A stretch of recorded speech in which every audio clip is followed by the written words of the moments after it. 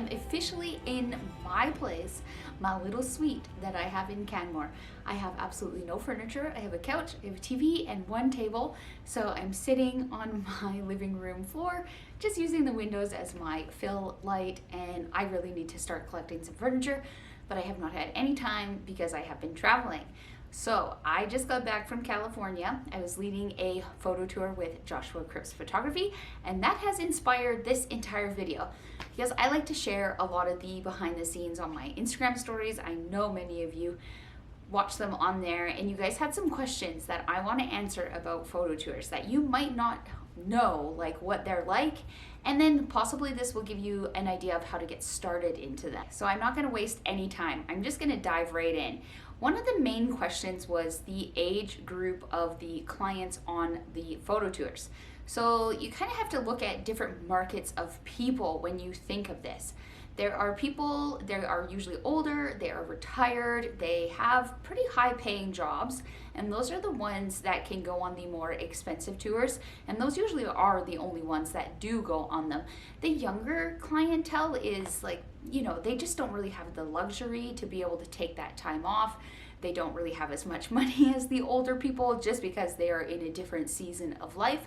So that's usually why you actually see people 60 and up on photo tours. And those are the clients that you want to be pushing towards because those are the ones who are going to give you the most business.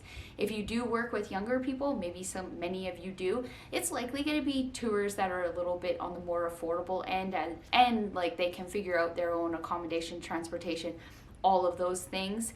Whereas the older clients I find like to really be taken care of. Well, the amount of money that I have made on photo tours has varied, and obviously as when I first started it was lower to now it's obviously not much higher, but it is higher. I've made anywhere from 2,000 to 6,000 Canadian per tour.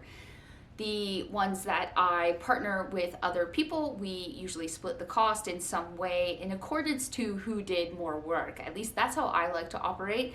Usually the people that I partner with have done a bit more of the admin side of things, so I never ever feel comfortable taking like a 50-50 split with them. But if I've done more work, then I feel like I should be compensated more, and you just kind of work together. And that's the best way that I have found going about working with other people is communicate and be open about what's fair really, and just be good about it too. Like be good to each other because you're going to be working together. I honestly like to partner with a man. I like to partner with women as well, but I like having the, it's just a good idea to have a man and a woman to cater to the clients because you're going to have a mixture of men and women, and sometimes they have different needs. And when you have both female and male, you can meet those clients' needs in different ways. Here's a good example. So on the last tour that I did with Josh, I am a lot more like chatty, very, very chatty. I do not stop talking. And I know someone's going to go in the comments right now and be like, you chatty? Guys, yes, I know. I'm a very chatty person. So on the last tour, you know, if Josh needed a break or maybe a little bit of a social break, I was there to fill in and keep boosting things up. And same with, like, if I needed a break and he was okay, then he could jump in and help me. But I like having that mix of male and female simply because it really works well with the clients. And there's not that many women in the landscape photography industry, so if you have a female leader on the tour, it might be more of like a draw to get other women to come on tour, because sometimes they're a little bit afraid, which is nothing wrong with that, but it's usually is more men that do come on the tours. But we are trying to encourage more women to get in on this. So knowing your market definitely helps. And understanding, like you have to know about them. You have to know what they do for work. You got to know a little bit about their life. So that's how you get to understand your market and your clients. And these types of clients actually love talking about business, and they love talking about the behind the scenes. So it's really, really cool that you get to develop this relationship with them. They're very, very open. Another thing with tours, and I think a lot of people get confused about this, and I would say that there is a gray line with this. It's not really black and white. There's photo tours and there's workshops. As far as I understand, photo tours are more based around like a trip and where you go guide these people to locations. It's not really focused on teaching them photography, whereas a workshop is like lessons, teaching them everybody's learning. Sometimes it's in a classroom setup, sometimes it's out in the field. But there actually is a difference between the two, and that will also help you price accordingly to whatever you want to put out. I know some photographers who are very experienced, very well known. They've worked very, very hard, like damn hard, to get to where they are. They usually gravitate to just a photo tour of, I'll take you to these locations, but I'm not really going to help you. I know that that kind of seems harsh, but there's actually clients out there that like that. They don't want someone breathing down their back. So you really have to understand your clients. Number one thing, you got to know what they want. And then you have to start building trust with these people. And this is what you do when you're building up your business, is you build trust with people on the internet, through your emails, all that stuff. You really have to build trust, because then they're likely going to book with you and go on a trip with you if they trust you. And as you're booking tours, you're booking clients, you get a feel for who the clients are and like what they're going to be like. And another really important thing with photo tours is about managing expectations in the beginning before they even set foot on the tour.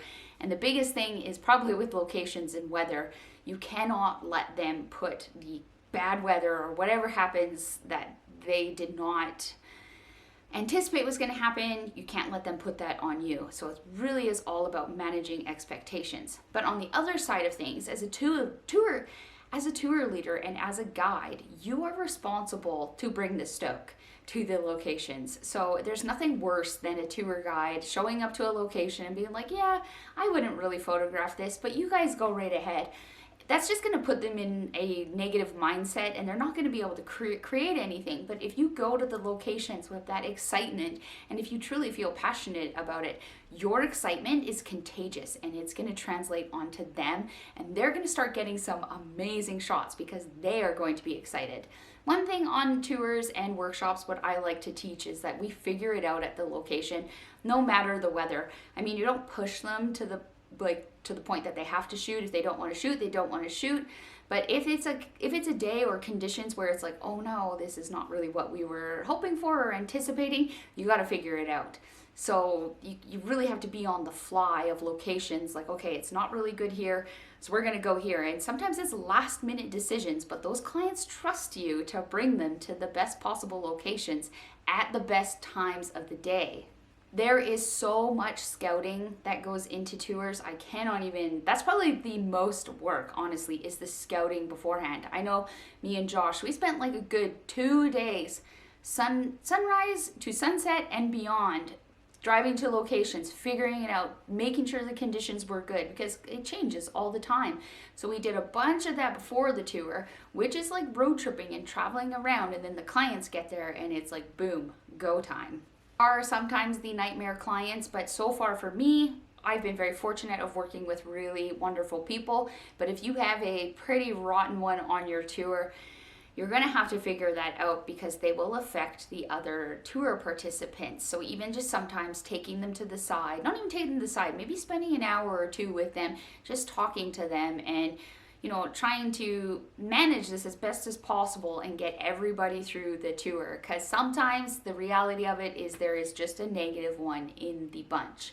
It also helps if you're very extroverted to do these tours. Again, you're responsible to bring that excitement to each tour, and really shy people, I can see them struggling with this, because you got to engage with people, you got to connect, you got to talk, you are in a way responsible for these people. At least I feel like responsible for their mood almost. I don't know if that really makes sense, but it's really, really, really important that you can engage with them and be outgoing, but also know where to draw the line of sometimes they don't want to talk to you and they need a little bit of a break from you. Of course, there's the obvious. If your tour or your workshop is about teaching photography, you got to know what you're teaching. You need to master your skill before you can start teaching it. But the cool thing is you don't have to be like super knowledgeable about everything. And I also recommend partnering with someone who is a little bit more on the opposite side to you, like in their strength. So usually the people I partner with, they are very knowledgeable with camera gear, cameras, lenses, all that sort of stuff. I like composition. I like talking about light and creating images. So we have a really good balance usually on the tour. I'm also very, one of my strengths is in just like the team morale. I'm all about working as a team, a huge team player. So I bring that to the table to most tours, and I know that that's very valuable when you are with people for 7 days. Tours are one of the most rewarding ways to make new friendships, and everybody honestly becomes like your family. Everybody comes from a different background, and what I think is cool, and this is what I love about photography, and I'm probably gonna end it on this note because I could go on and on and on about tours, is the last tour, we had some pretty high-end clients on there. Like there was heart surgeons, biotech geniuses, like these are people who have done very well in their life. And then you have people like me. You know, I'm just high school graduate. I don't have any education. I have a little bit of a different upbringing.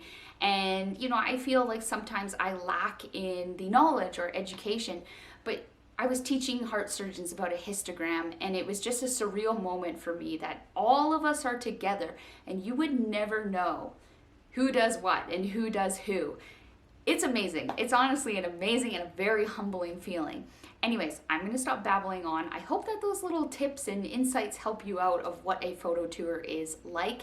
And yeah, so my next video, I plan on taking you guys out in the field. This time I have a vision, I have a plan, and I'm going to film it from start to finish of what that looks like executing it, like planning it, picking the day to go out and doing it and putting it all together. I just really hope it's not like -25 when I have to film this. Anyways, I have some links in my description where you can sign up to my newsletter. That's where you will find out about tours. There's some other stuff in there maybe you guys want to check out. And just if you're interested in engaging with me more, head on down there and go check out all the links. Please subscribe. Please subscribe and like this video. It helps me out so much, so I love sharing information with you guys. Anyways, I'm going to share some Death Valley images with you at the end of this video like I always do, and I will see you guys next week. Bye!